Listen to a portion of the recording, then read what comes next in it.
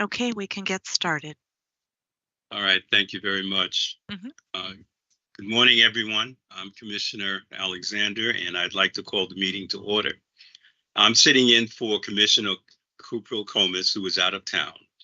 And I want to acknowledge that commissioners today are on Microsoft Teams. Let me start by noting that the Oregon Senate approved Governor Kotek's appointment of Dr. Michael DeVaughn to the Port of Portland Commission. Dr. DeVaughn is the Dean of the Pamplin School of Business at the University of Portland. He is currently out of the country, so we are looking forward to welcoming him and having him join us next month. With that announcement, I'd like to call for a motion and a second to grant leave of absences to Commissioners Cuprill Comas and DeVaughn, who are out of town. So move. Second. All right. Thank you, Pam. Can we go through a roll call vote? Yes, Commissioners Alexander, Aye. Koba, Aye. Lamb, Aye.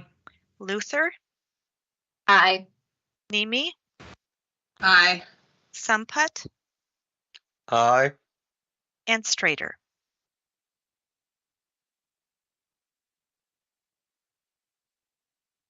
Commissioner Strader, are you on mute? Thank you.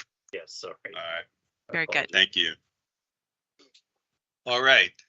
Next, I would like to call for a motion and a second to approve the minutes of our regular commission meeting of June 14th, of the special commission meeting of June 27th, and of our executive session on June 27th as well. So moved. Second.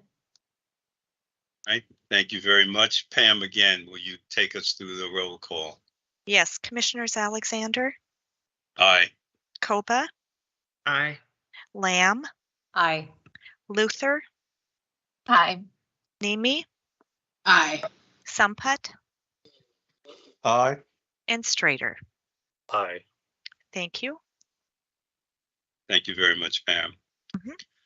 And now I'd like to call on Stan Waters, who is sitting in for Curtis today, to provide the executive director's report and remarks. Stan? Thank you, Michael. First, I'd like to acknowledge the Port's monthly safety champions. Hopefully those will be showing, there they are, showing up on the screen. Diane Stockbridge in our police department, she's being recognized for reporting, for going above normal reporting procedures by contacting maintenance and actually taking care of the hazard that led to the injury. Justin Clark is being recognized. He's a deckhand on the Dredge of Oregon. He's being recognized for his good housekeeping and keeping areas clean and safe for not only himself, but also his co-workers. And then Nikki DeLibero is being recognized because she led an effort to resolve a pedestrian hazard that was created due to a recent change near gate D6. So just want to recognize these three folks that really demonstrate the importance of employee safety at the port. And with that, I'm going to ask Dan Reed from our risk management department to give the monthly safety message. Dan? Hello and good morning. As previously stated, my name is Dan Reed. I'm with the risk management group at the Port of Portland. I wanted to start with just a really brief history of risk and safety at the port. So historically, risk and safety were in the same division, reporting to the same director. Around 6 years ago, safety was moved to a new division, and they created the role of the safety director. This decision was made to elevate safety in the organization, and it's been just a very successful move for safety culture at the Port of Portland. This change did create the need to ensure collaboration and communication continued among these groups, and fortunately, this was accomplished through strong leadership of the risk and safety directors. our groups work together to mitigate and eliminate risks and hazards at the port. So my role is notified of potential safety issues through a wide variety of channels, including site inspections, incident reviews, a review of work orders and property damage, info from passengers, tenants, and employees, and review of police reports. These notifications allow safety and risk to review any potential issues and determine the best course of action moving forward. A recent example of this was I became aware of an incident with an issue with an expansion joint on a sky bridge at PDX,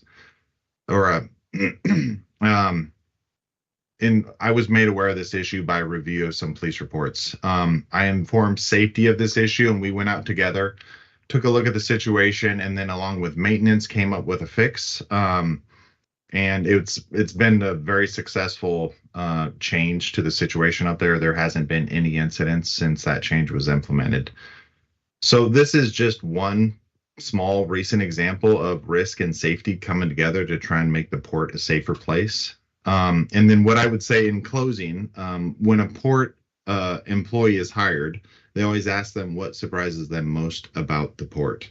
And my answer is, and has always been, I am just surprised and impressed about how passionate people are at the port about making it as safe as possible, as successful as possible, and inviting as possible for as many people as possible.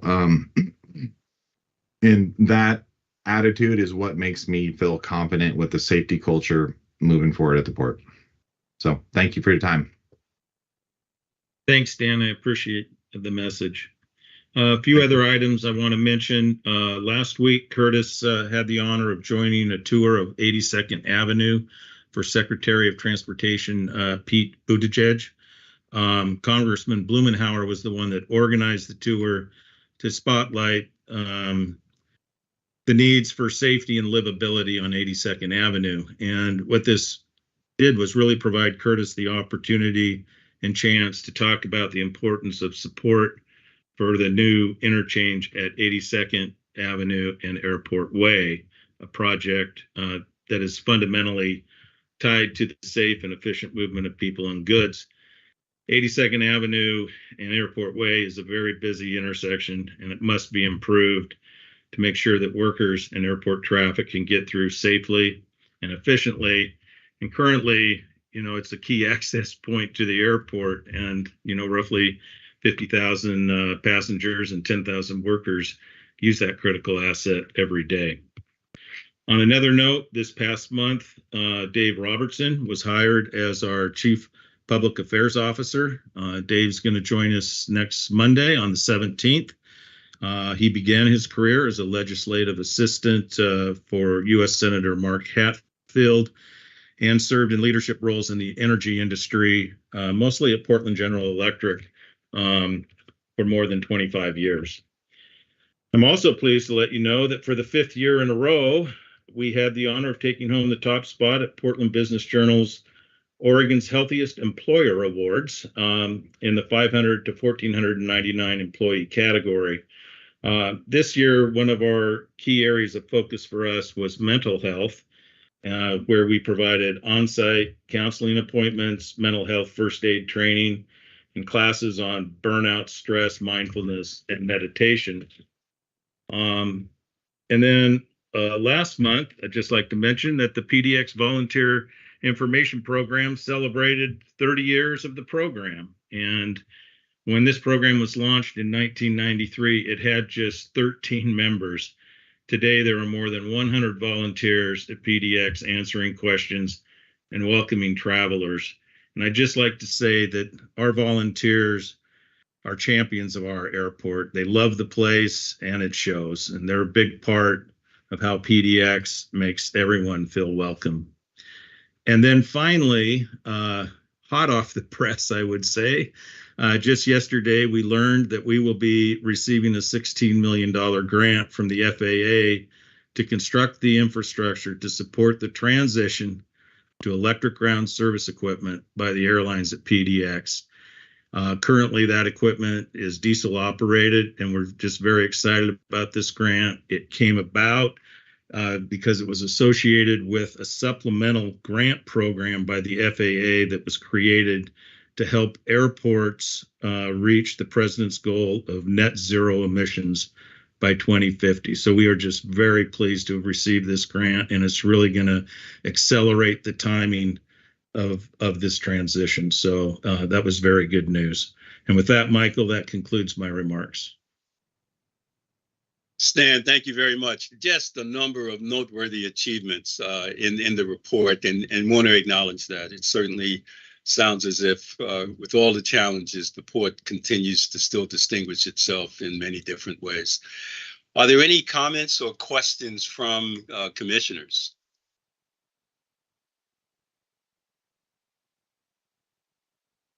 All right, hearing none, I would entertain a motion to approve the executive director's report and a second. So moved. So moved. Second. Pam, will you take us through our roll call? Yes, Commissioners Alexander, Aye. Koba, Aye. Lamb, Aye. Luther, Aye. Nemi, Aye. Sampat, Aye. and Strader. Aye. Thank you. Thank you very much, Pam. And now we'll move on to the public comment portion of the agenda. And I understand that we have received written comments from MJ Lau and Jim Lubisher, which were shared with Commission. And then we have 5 individuals who would like to address the Commission today. And we would like to have those testimonies offered in the following order. First will be Mike McTiernan. Second, Blaine Ackley. Third would be George Braley. Fourth would be Mickey Barnes. And finally, Jim Lubisher. And I apologize if I have mispronounced any names. Please correct me when it's your point to testify. And Mr. McTiernan, I invite you to begin.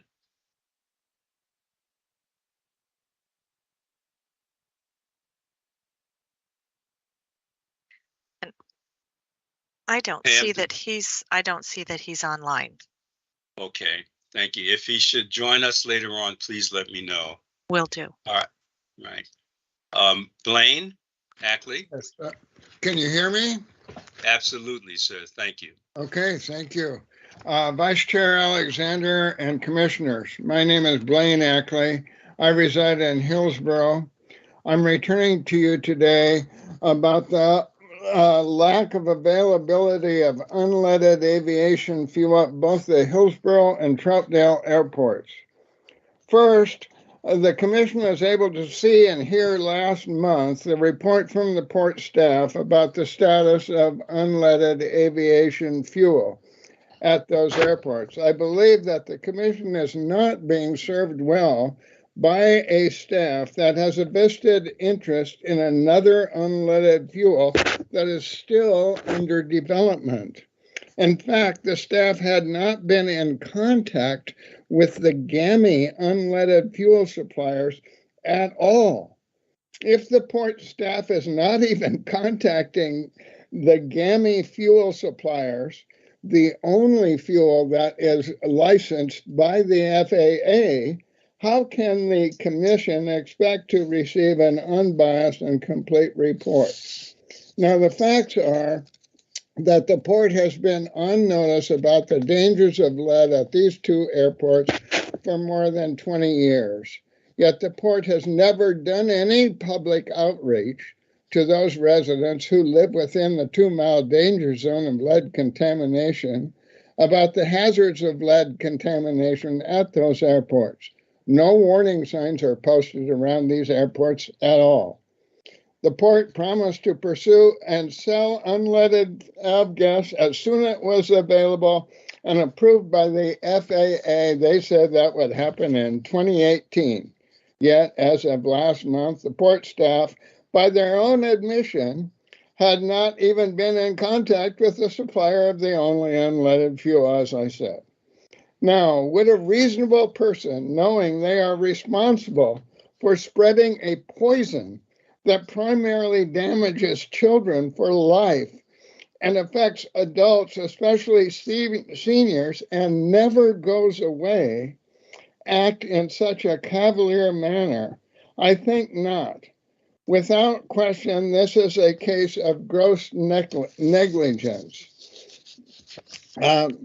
As you may know, the citizens of Flint, Michigan recently had a lawsuit that was won in the tune of $626 million for negligence. The city of Flint and the state of Michigan had to pay this amount. Negligence is a failure to behave at a level of care that someone with ordinary prudence would have exercised under the same circumstances. Gross negligence is willful, wanton, or reckless conduct affecting life, property of another. The Port Commission and staff have the fiduciary responsibility to protect the port and safeguard the people of Oregon. I submit that it is time for the commissioners and port staff to fulfill their legal responsibilities and be ready to face a lawsuit with such immense legal damages to pay. You have both a legal and a moral responsibility to do this, and the time for action is now. As the saying goes, if you're not part of the solution, you're part of the problem. Which side are you on? Just like lead, I will not be going away anytime soon, and I await your response. Thank you. Thank you for your testimony, Mr. Ackley. I do think that there has been continued engagement and review of the situation. I may ask one of the team members to offer some comment, but I'd like to get through all of our public testimony before I do that. I'm going to invite George Braley if they're on the phone.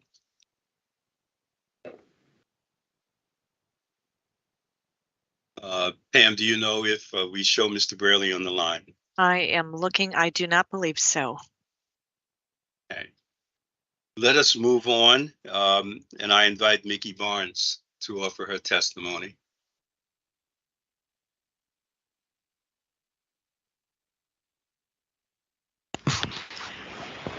Good morning, Mickey. Can you hear me now? Yes, good morning. Okay. Vice President Alexander, Port Commission members, thank you for this opportunity to offer comments. I wish to address statements made during the June 2023 Port Commission meeting.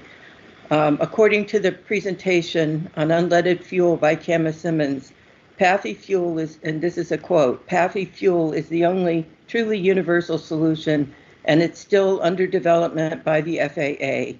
Even when production starts, scaling up to support commercial distribution will take time, unquote.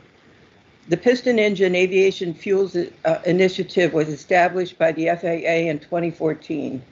The stated goal at the time was to identify an unleaded fuel alternative that could be used in all piston engine aircraft by 2018. This date has now come and gone, yet there is still no PAFI fuel. However, in September of 2022, the FAA approved GAMI fuel, G100UL, an unleaded drop-in fuel that could be used in all piston engine aircraft. G100UL is currently in the manufacture, distribution, and deployment phase of development. The PAFI fuel favored by Dan Pippinger and Kama Simmons has a long history of delay and postponement. In 2014, Oregon Aviation Watch, including James Lubisher, Blaine Ackley, myself, and others, participated in a challenge to the construction of a third runway at the Hillsborough Airport. The port maintained that this publicly subsidized expansion was needed to accommodate the smaller aircraft flown by student and private pilots. Port lawyers dismissed and minimized our concerns about lead impacts in their November 2014 brief, in part by stating, quote, the FAA and the Environmental Protection Agency have teamed up to identify and approve a substitute for lead aviation fuel. The agencies anticipate having a lead-free replacement in place by 2018, unquote. 9 years have now elapsed since PAFI was established, and still there is no unleaded PAFI alternative on the market. During the 13 years between 2010, when the first Hillsborough Third Runway Challenge was initiated, and the present day, HIO has released close to 8 tons of lead into the air. If Eagle adheres to the 2030 timeframe for transitioning to unleaded, HIO will likely release an additional 4 tons of lead. These alarming numbers do not include the lead emitted from ground run-ups or overflights from HIO flight training and private pilot activity. In the words of the National Academy of Sciences report, quote, airport lead air quality studies conducted by EPA and ACRP have shown that pre-flight run-ups contribute a significant, if not predominant, share of ambient peak lead concentrations at the airport. Yet, as explained in the November 2014 FAA brief on the Third Runway Challenge, quote, a methodology for modeling run-up emissions is being developed, but it is not yet in place, and there is currently no scientifically accepted way to measure run-up, unquote. This indicates that the amount of lead released by HIO into the atmosphere on a daily basis is far higher than current numbers reflect. It is difficult to comprehend the amount of lead HIO users have emitted on Hillsborough and the surrounding community over the nearly 100 years of its existence, and even more difficult to fathom how port and FAA policies can continue to rationalize and justify the daily assault on the people, wildlife, and vegetation impacted by their decisions. In closing, I wish to reiterate that a universal unleaded aviation drop-in fuel has already been approved by the FAA. According to Mr. George Braley, the head of engineering at GAMI, it is the exact same fuel that was available back in 2010, yet the FAA refused to certify it. The next step is to make it widely available for distribution as quickly as possible. Please include these comments in the meeting minutes. Thank you very much. Thank you very much.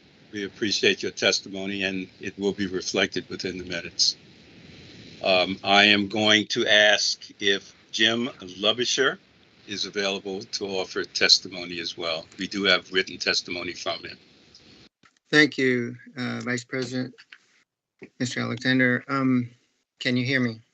Yes, sir. Thank you. Go ahead. That's great. I submitted my transcript of the Commission's June 14th meeting. And I did that because it's very helpful for me to see what was actually said. Now, I've inserted my comments into that transcript, which I've highlighted in yellow. I've also submitted supporting documents.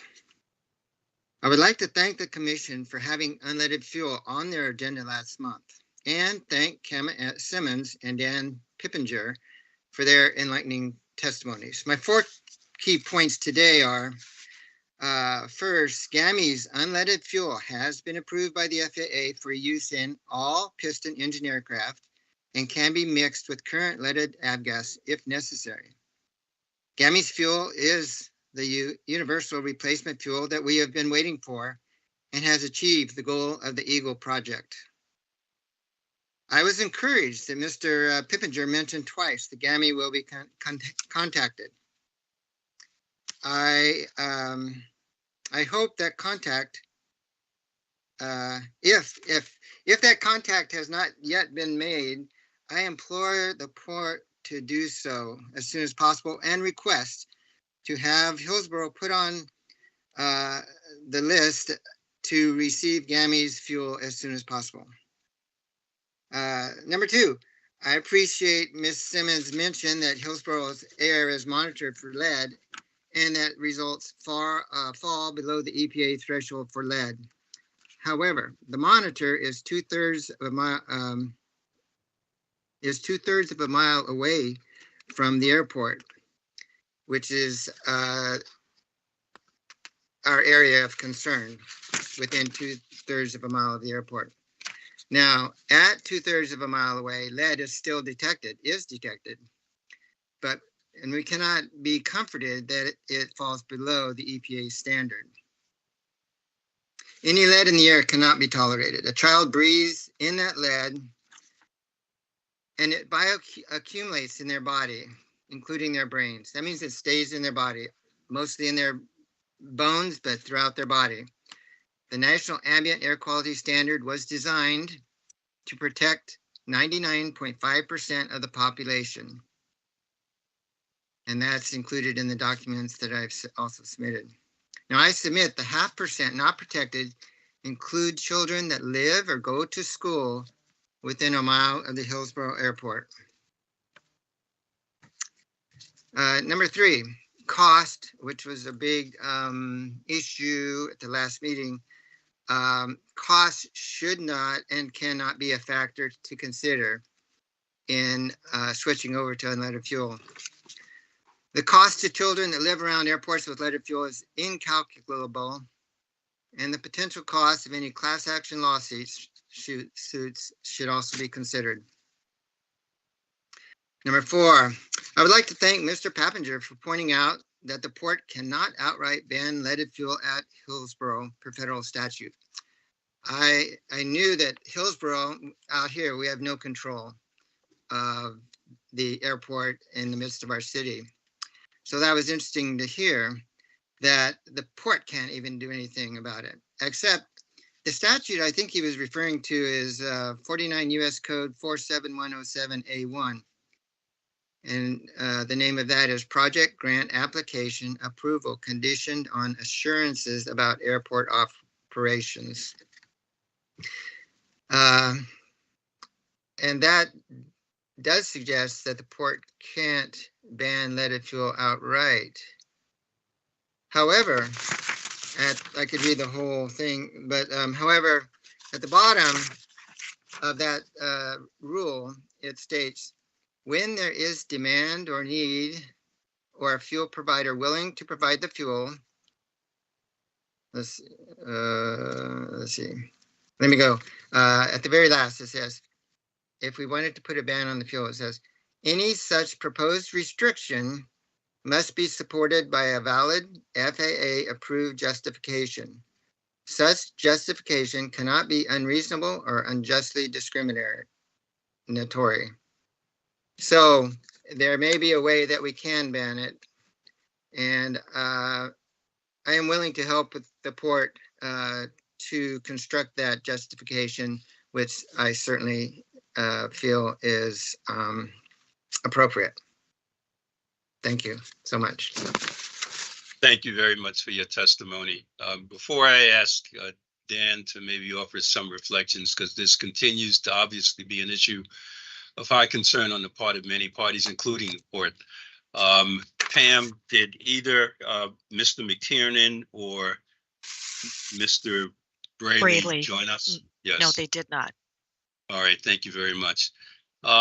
Dan, can I at least invite you to sort of continue to weigh in and provide sort of a view of where we are at this point? Yes, thank you, Commissioner Alexander. And first, thank you for the presenters of the public testimony. I want to make it very clear that the port shares their goal to transition piston engine general aviation aircraft to unleaded fuel as quickly as possible. After last month's discussion at Commission, we re-engaged with some stakeholders and experts on the topic and furthered our understanding and planning. And specifically, I think to Jim Lubischer's point, we recontacted GAMI, who we've been in contact with frequently, and confirmed that the GAMI unleaded fuel, in fact, is approved for all piston engine general aviation aircraft. And that's very exciting news for all of us, right? That is a real step forward in the national transition to unleaded fuel for these aircraft. We also did confirm, as Jim pointed out, that the unleaded fuel can be mixed with existing leaded fuel. And that's also very exciting because it really removes a significant potential barrier, both availability, different locations, but also engine cleaning and flushing of tanks and things like that. So that's These are great advancements, and we're pretty excited about it. Unfortunately, though, we also confirmed with GAMI that the manufacture of this unleaded fuel is not at production at scale and is not available in quantity or consistency. GAMI stated that they hope to begin scale production maybe this fall or winter in Texas, and they're hoping to have the availability of the fuel on the West Coast at some point by the end of 24. So we're excited about the unleaded fuel coming, but it's not here. There are significant steps in the production and distribution that remain to be developed for the unleaded fuel. As I mentioned last month, we will continue to work on our feasibility study to better understand how to help our fixed-based operators with business cases to adopt unleaded fuel.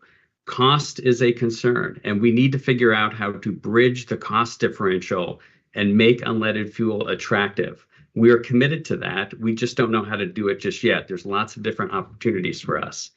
We'll also be examining how we'll be receiving fuel at the airport, how it's distributed, and as I mentioned, those economic factors to make it attractive to users as opposed to leaded fuel. I'm very excited about these developments. We're committed to this path, and we remain focused on bringing unleaded fuel to the port airports with a sustainable business model as quickly as possible. Thank you, Commissioner. Right. Thank you very much, Dan. Again, it's an area of high priority and shared concern for all parties, and so we'll continue to navigate this path. Thank you very much for the public testimony. And with that, I'd like to move into our action items for the agenda. I'd first like to call on Myra Arreola to introduce our first agenda item. Thank you, Commissioner. Good morning. My name is Mayra Arreola, and I'm the Chief Shared Prosperity Officer at the Port. Today, we are presenting revisions to 2 policies for your approval. The Equity in Contracting Policy establishes the Port's commitment to ensuring that small businesses have equal opportunity to compete for port contracts, to increase diversity in the workforce that performs work on port projects, and to ensure that port work sites are free from harassment.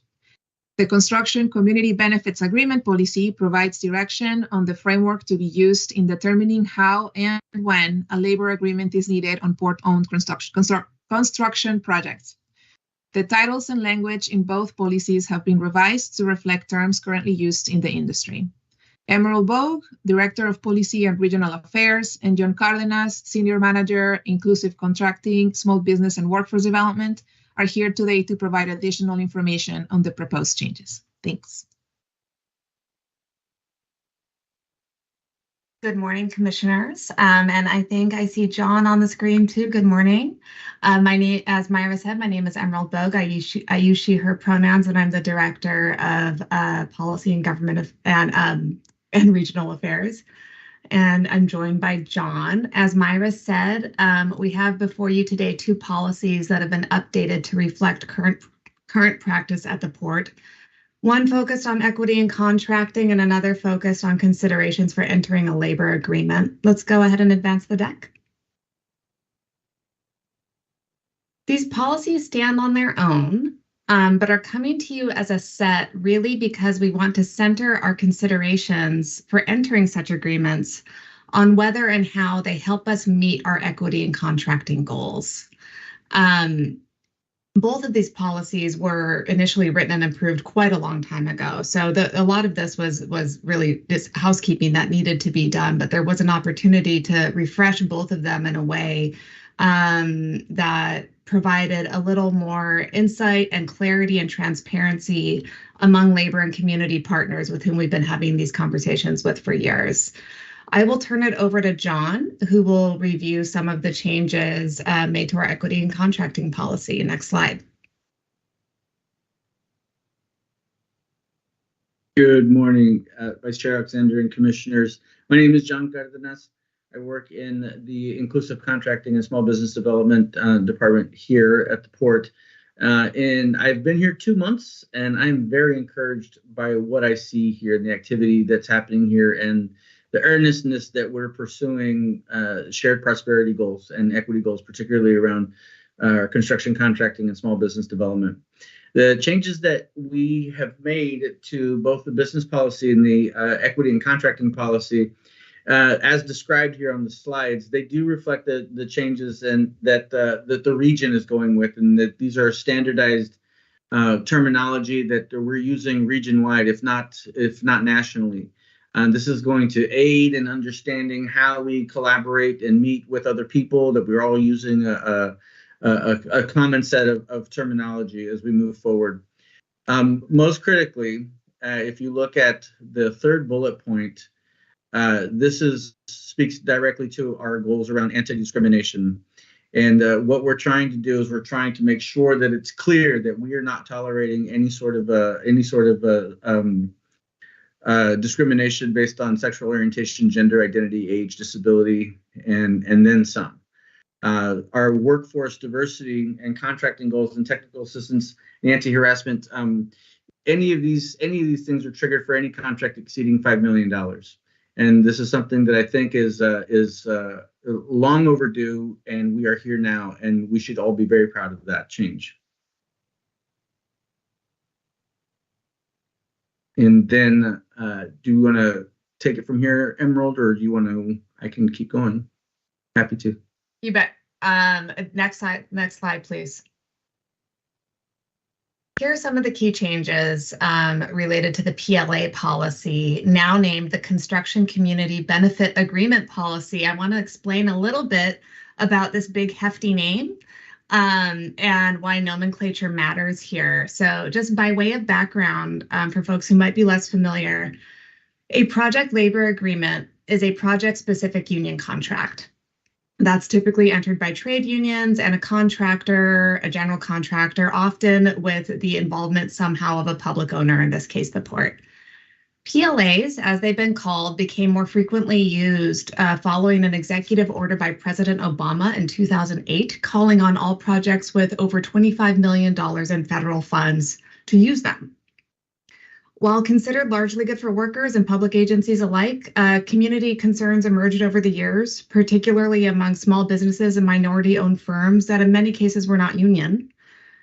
In recognition of this challenge and the need for public agencies in particular to balance what were sometimes competing goals, labor and community partners came together and got behind agreements that do all the good things that PLAs do, but provide carve-outs or exemptions for minority-owned, women-owned, and emerging small businesses. Those came to be known as community benefit agreements, or CBAs.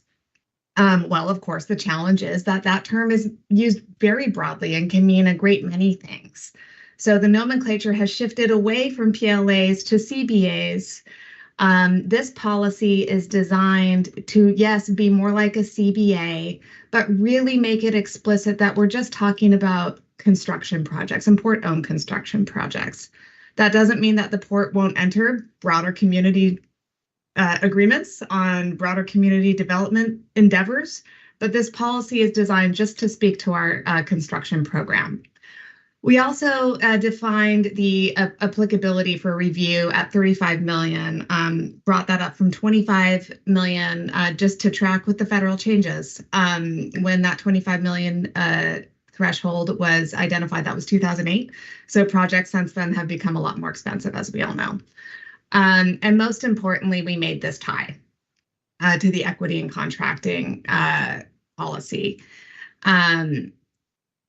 This is really just about saying we want to examine whether entering such agreements helps or hinders our ability to meet the goals laid out in our equity and contracting policy. So that is the explicit tie.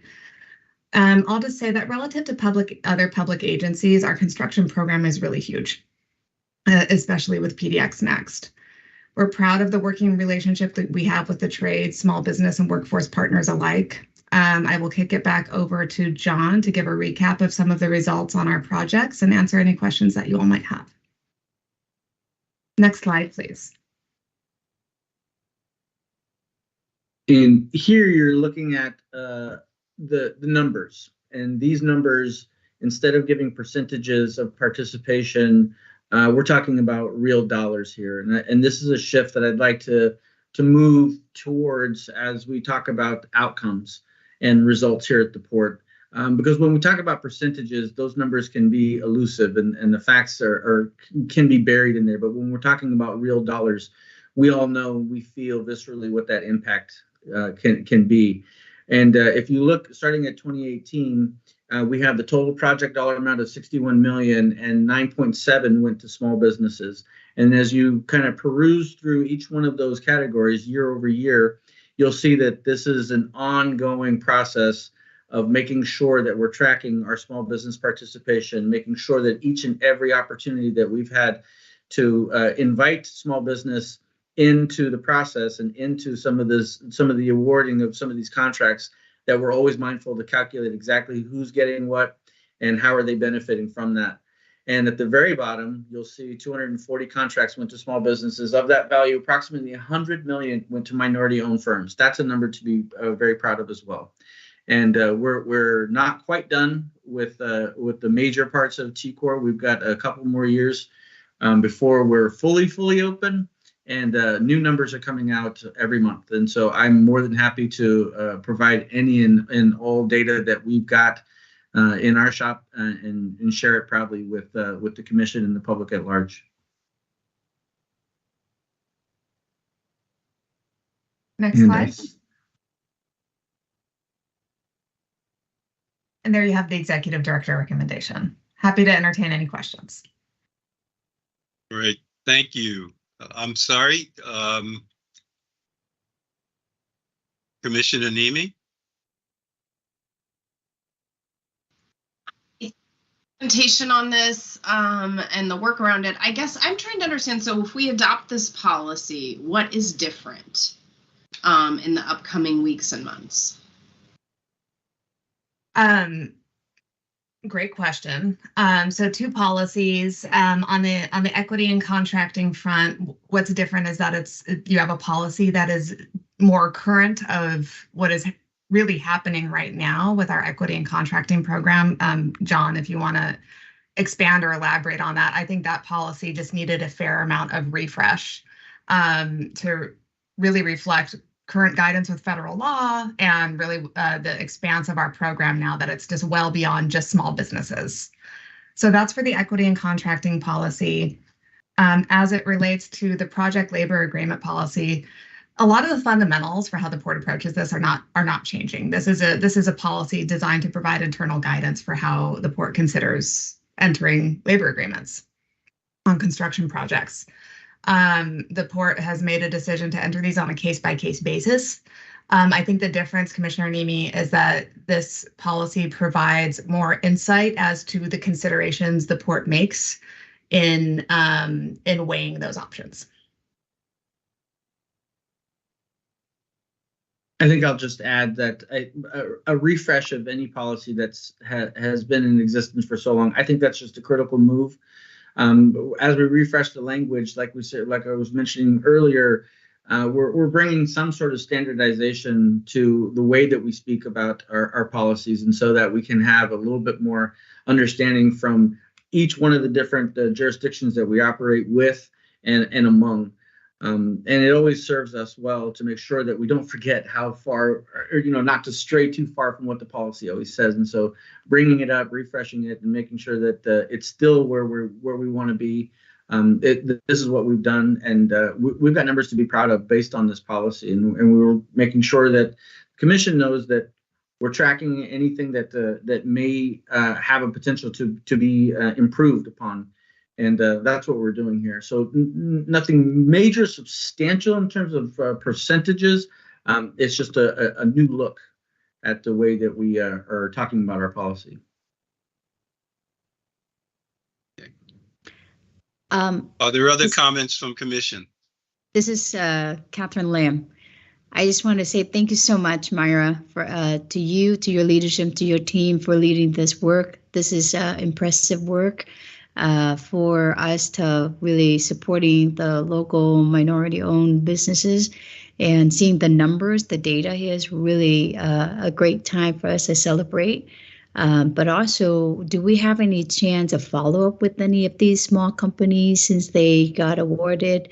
How are they doing? Do we take the time to do that? I'm just curious. we have been considering a certain kind of a surveying process to just to check in with the businesses that have participated with us.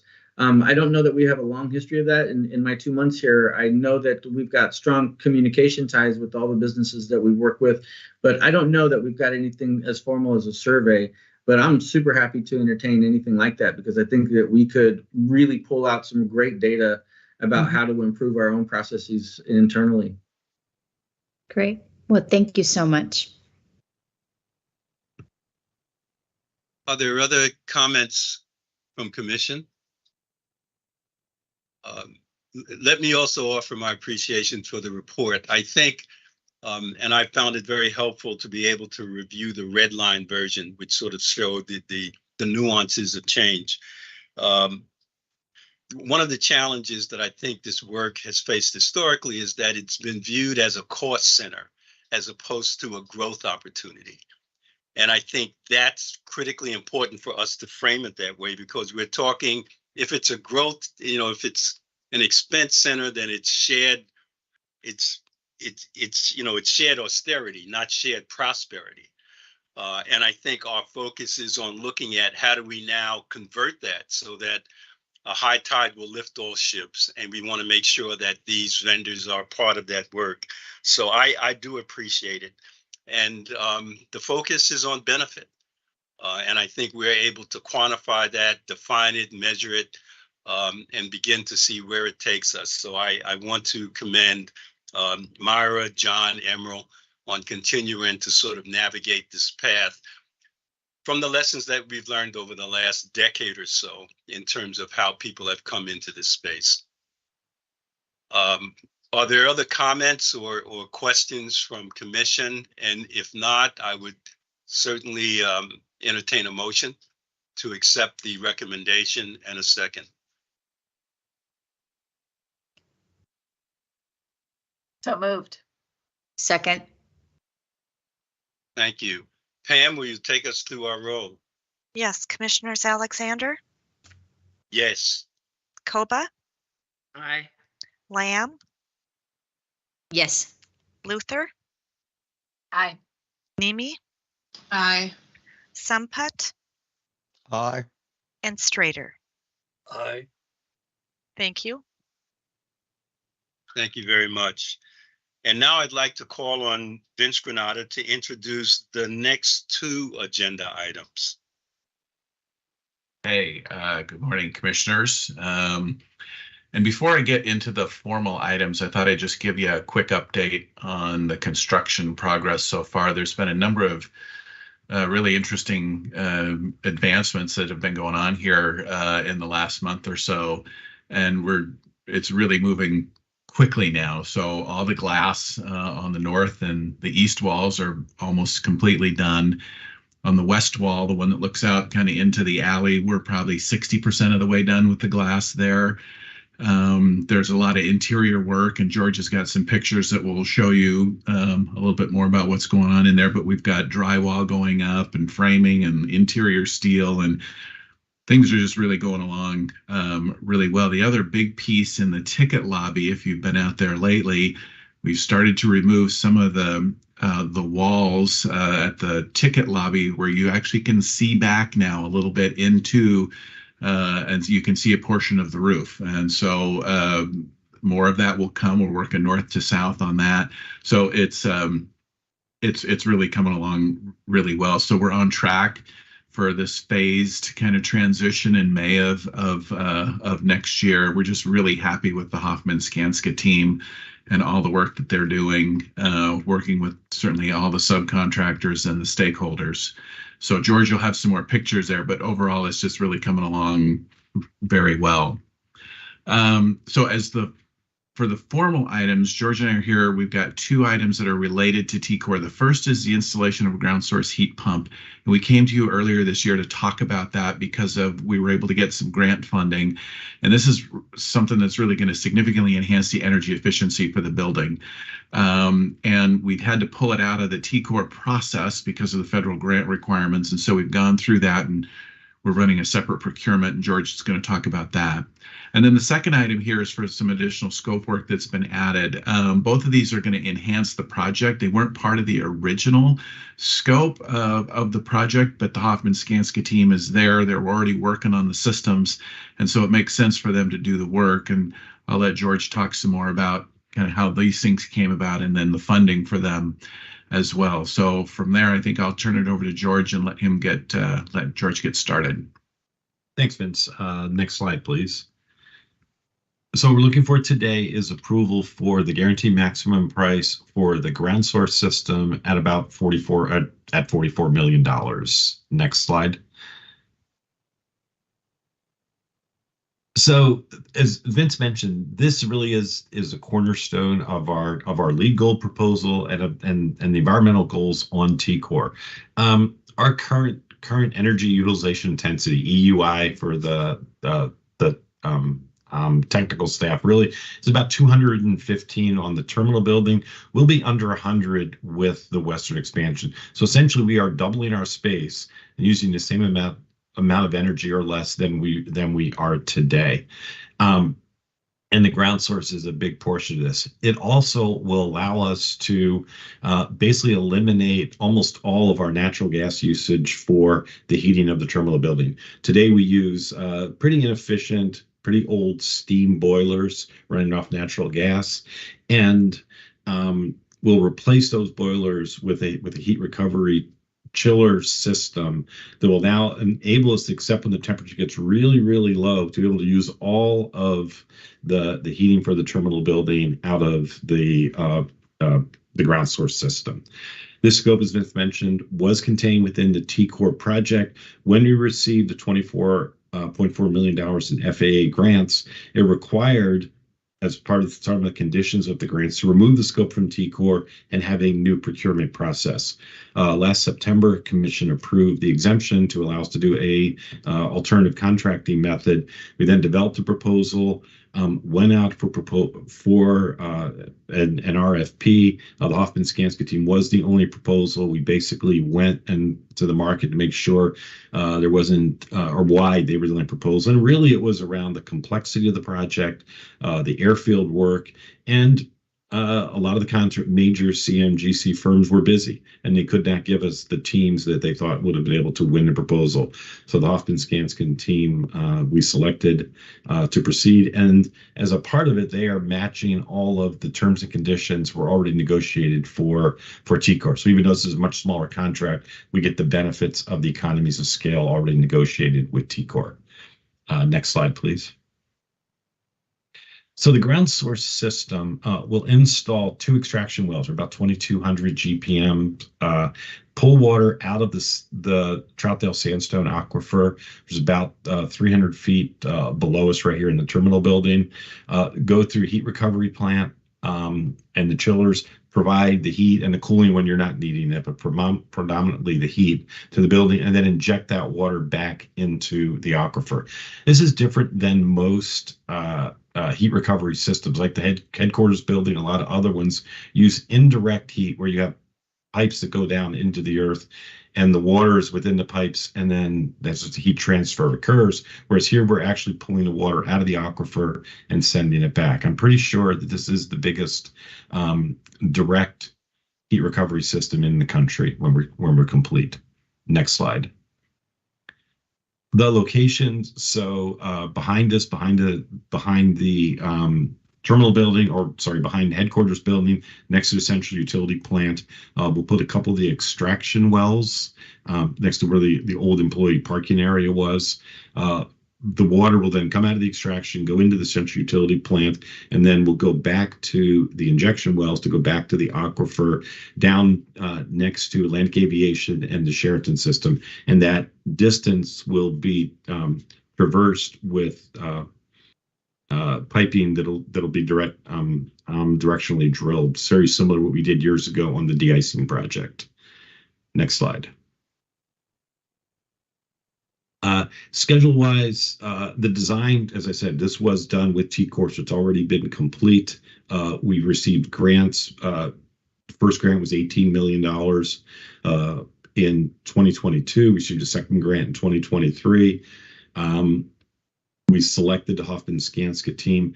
Construction-wise, it requires the western expansion to come up. So we've got some boilers, since the location of the chillers will be where the existing steam boilers are in the central utility plant. We require terminal core to come up next May, before we can remove the components out of the central utility plant. So this year we'll do a lot of work for the initial testing, some of the early work, but most of the work will go on starting next summer through mid-25, with the expectation is the system comes up by the heating season of 2025. Next slide. Budget-wise, it's $50 million overall, $44 million for design. There's again, a lot of the work has been done already, so it's a smaller than a normal project. You see some of the support costs for consultant for services and the port staff, and the TCOR budget will remain the same. Any really inefficient, any additional costs because of the breaking it out will be covered by the grant. So the funding is the Airline Cost Center for some, plus the $24 million we received from the FAA. Because it's an FAA and a federal government requirement, our traditional MWESB goals had to be replaced with the disadvantaged business enterprise goal of 8.5% of this project as a federal requirement. Next slide. Contractually, the cost for this was within the TCOR project and the TCOR GMP that was approved last year from Commission. So what we'll do here is issue a separate contract for $44 million that we're asking for approval today. We'll also be removing $35 million from the TCOR project. That difference is really I'm going to call it the inefficiencies, but since the scope was already bid with TCOR, we now have to rebid it. There's escalation. There's additional federal requirements, including the Buy America Act, that are adding to cost. But the big portion really is escalation. It was approved and negotiated almost a year and a half ago now, so it needs to be pulled out and rebid. Next slide. And it's the executive director's recommendation to award a contract to Hoffman Skanska for $44 million. Any questions on this one?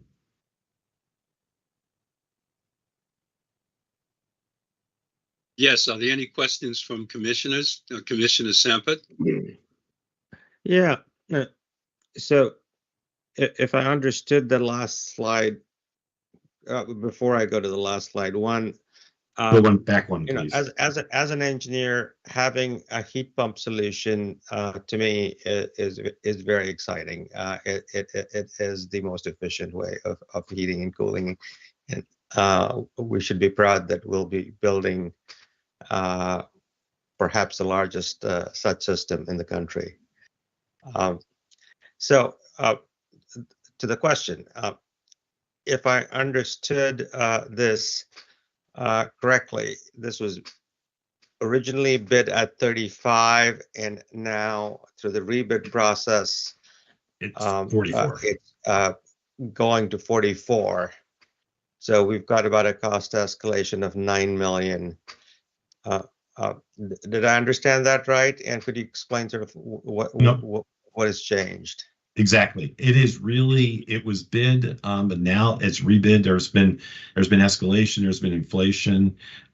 There's some of the requirements of changing some of the contractors out a little bit, but it's the escalation, and it was bid in the economies of scale of a $1.8 billion project. It's now brought out into a standalone $40 million project, and it was just the escalation. We went back out to the market, and that was a requirement from the federal government. We did request, could we just award the contract directly at the earlier number, but this came out as a part of the bipartisan infrastructure law, and the FAA was being very conservative when it first came out and making sure that they followed as much standards as they could, and the standards required it to be a whole new process. And that included the Buy American Steel Act as well, right? Which was not part of the original. Which is not part of the original scope either. So that added additional cost to the bid. And okay, so I understand that. Thank you. Is there, as a result of the new laws, a greater federal subsidy that we might be getting? I don't think beyond what we've got already, the $24.4 million. The net result really is we don't get all the benefit of the $24 million. We get the benefit of $14 million. 15. Yeah. 15 million. Okay. Okay. Thanks for explaining that. As an engineer to PM, it was frustrating. I'll admit we were disappointed we couldn't get all the benefit. Are there other questions? I'm sorry, Commissioner Semper. No, thank you. Other questions from commissioners? I noticed in looking at the disadvantaged business enterprise set aside, it's FAA prescriptive at 8.5. Comparatively, as we look at TCOR as a project whole, how much of the differential is that from sort of some of the larger work and commitments that we've made? So the TCOR goal is 20% overall on MWSB. We don't have a separate number for disadvantaged business, so we can look at that and figure out what the number is. But off the top of my head, I don't know what it is. But yeah, it's from MWSB where the goal's 20%, and the goal's 8.5. But this doesn't dilute that 20% target across the larger work scope, does it? No. All right. All right. Thank you. If there are no other questions from commission, I would entertain a motion to accept the recommendation. And a second. So moved. Second. Pam, would you take us through the roll? Yes, Commissioners Alexander, Aye. Koba, Aye. Lamb, Aye. Luther, Aye. Nemi, Aye. Sumput, Aye. and Strader. Aye. Thank you. Great. Thank you very much. And George, before you go anywhere, we're going to ask you to present our last agenda item. Okay, thank you. So next slide, please. One more here. So today we're asking for an amendment of the Hoffman-Skanska current TCOR contract to provide for the implementation of a couple of related capital projects for $44.2 million. Next slide. So Vincent talked a little bit about this. I'll kind of give a little briefing of TCOR. The East Curtain Wall, and I'll show a picture of this. The East Curtain Wall is complete. We'll be starting, we've actually started some of the back wall removal. They might be out there today starting to remove some of the roof at the ticket lobby, waiting for just a final permit approval from the city that was supposed to come in this morning. Most of the slab on grade work is complete at the western expansion. There's a tremendous amount of work going on out there. I think there's about 800 craft workers going on right now. When you look at what's going on in the planing level, it just doesn't look that busy. But in the deep planing level, with where the slab on grade work and all that work, there's a tremendous amount of work going on. So we'll begin, now that we've got a lot of that slab work done this year, but the check bag resolution area build out will be occurring. And then by hopefully the end of August, that west curtain wall gets complete. We start putting additional air handlers in the penthouses. We've already got 3 or 4 down in the deplaning area, and just keep doing the construction. We've got about 10.5 months to go until we're ready for phase 1. Next slide. So some of the pictures here we'll go through. This is from the really the end of last month. So you see there are 5 bays going through the middle of the western expansion, curved arches. They've already completed the first 2. They're a good portion of the way through the third. This picture is about a week and a half old, so a good way through the third already. Then we'll get the next couple going on. The team is just gaining some efficiencies as they go and getting this curtain wall done. But there's a tremendous amount of work going on just in the alleyway as they go, and then in the rest of the area. Next slide. There's an interior view. If you're sitting kind of at the edge of Concourse D, looking back, this is the mezzanine area where security will be underneath in the DE area. You can see the stairs down below are installed, an opening for stairs. Some of the concessions steel is going up, and then that wall you see is prepped for some of the stone that'll go in. Will sit on top of that wall. So if you look at the other side, I think the next slide might show us a little detail of the next slide too. Okay, you could look to the left, you can kind of see the penthouse on the south side. It just teams working from the north to the south. Just when you look out there, you can see the amount of activity and materials that's going in. Just a lot of work going on to get done here over the next 10.5 months. Next slide. You can really see the roof coming up. But one of the things we're going to talk about here, you'll really see it in the ticket lobby if you're out there. On the lower left is looking at that east curtain wall. You can see it really good from the parking garage. You can see that curtain wall going in. That curtain wall is basically done. All the glass is installed.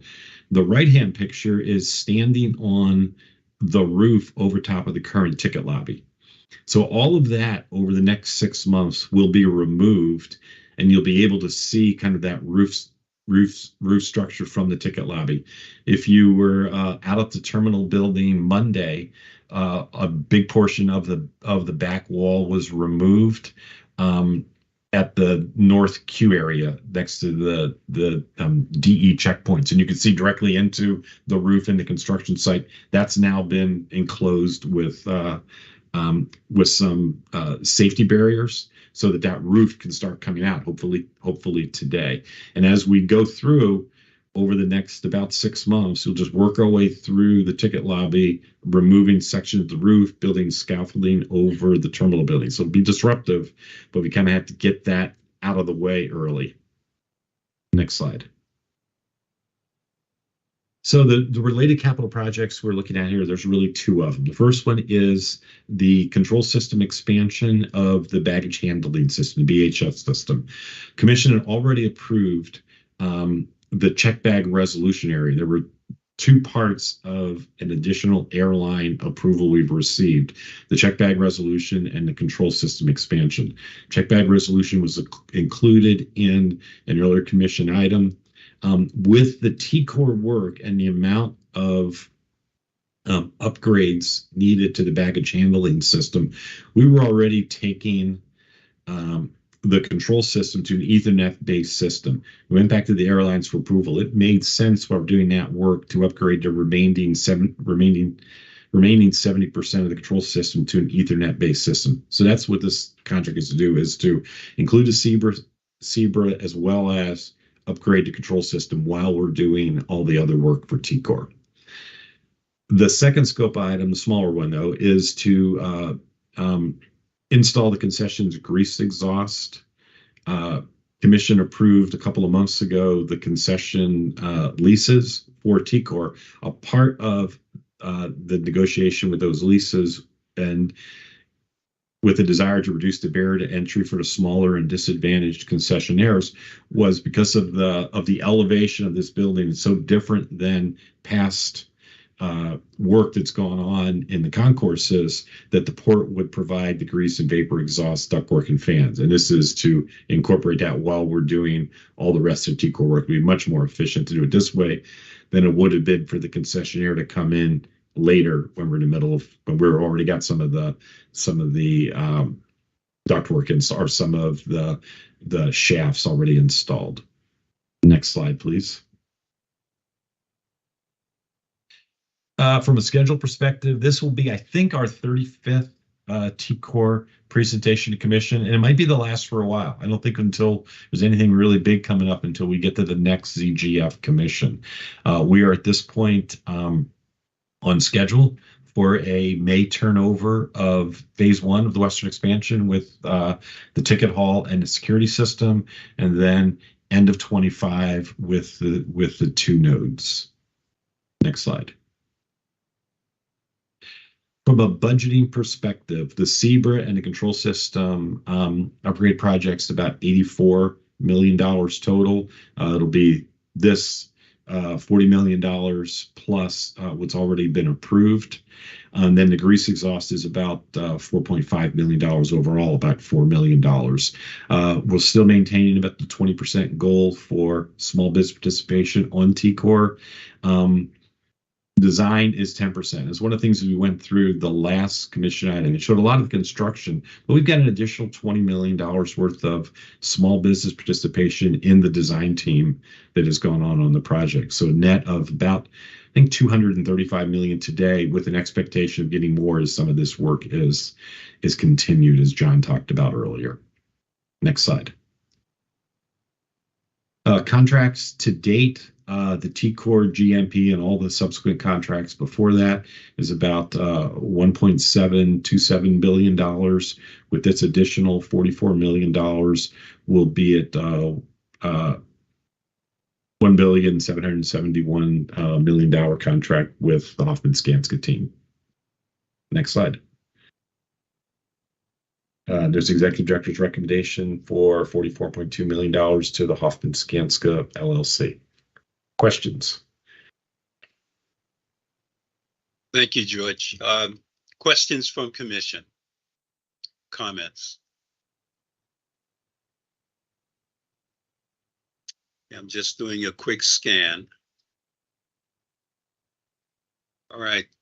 Seeing none, thank you, and Vince, for the presentation. I would ask if there is a motion to accept the executive director's recommendation. So moved. Second. Thank you very much. Pam, will you take us through our roll? Yes, Commissioners Alexander, Aye. Koba, Aye. Lamb, Aye. Luther, Aye. Nemi, Aye.